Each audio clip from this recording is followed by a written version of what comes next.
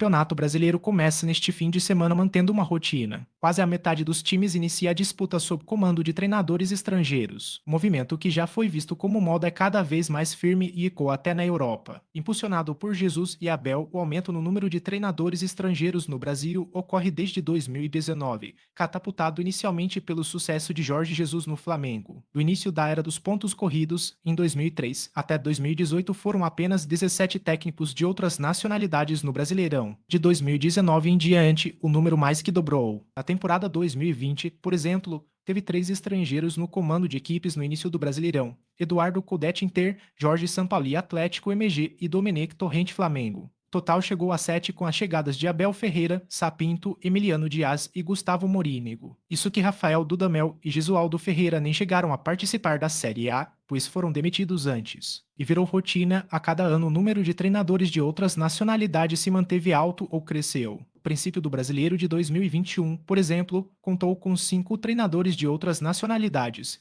e o total, após chegadas e saídas, virou 8. Mas daquele ano para o seguinte, além do sucesso de Jorge Jesus, Abel Ferreira já tinha consolidado ainda mais a predileção por estrangeiros. Campeão da Copa do Brasil de 2020 e Libertadores de 2020 e 2021 pelo Palmeiras, o português impulsionou mais e mais chegadas. Em 2022, o brasileiro iniciou com 9 treinadores estrangeiros, ou seja, quase a metade dos times participantes era treinada por gringos. O número chegou a 11, não simultâneos, ao longo da competição. O ano passado o marco foi quebrado. Pela primeira vez o Brasileirão teve mais treinadores estrangeiros do que brasileiros em atividade ao mesmo tempo. Isso ocorreu no fim de julho, quando Coudet Inter, Bruno Lage Botafogo e Ramon Dias Vasco foram anunciados. O Brasileirão passado, aliás, tinha começado com 10 treinadores estrangeiros, e entre chegadas e saídas chegou a 14. Para este ano, o Brasileirão começa com 8 estrangeiros no comando: Gabriel Milito Atlético MG, Arthur Jorge Botafogo, Antônio Oliveira Corinthians,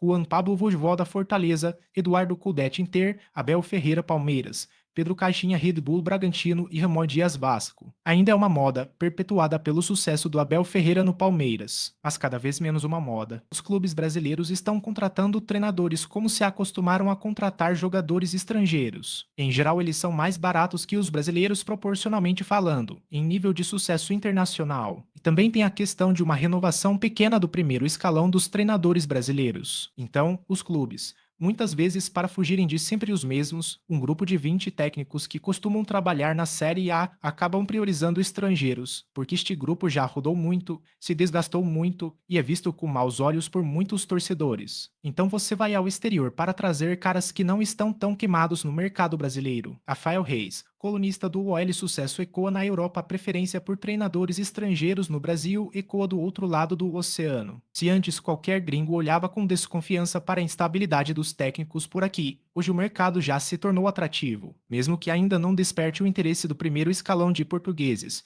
Técnicos emergentes do país de Jesus e Abel já se sentem confortáveis ao considerar trabalhar na Série A. O público português ainda continua pouco interessado no futebol brasileiro, mesmo depois dos sucessos de Jorge Jesus e Abel Ferreira, mas a mesma verdade não pode ser dita dos treinadores, dos técnicos portugueses da segunda prateleira do país. E aqui é importante dizer isso, olham para o Brasil como um mercado atraente, onde é possível receber um bom salário e experimentar uma realidade diferente. O português, aliás, adora experimentar novas culturas e desafios diferentes, e essa é a sua principal característica, por isso também tantos exemplos recentes no futebol brasileiro. Os técnicos portugueses mais gabaritados, sejam mais jovens ou mais velhos, ainda dão a preferência para saltos maiores dentro da própria Europa. Bruno Andrade, colunista do UOL.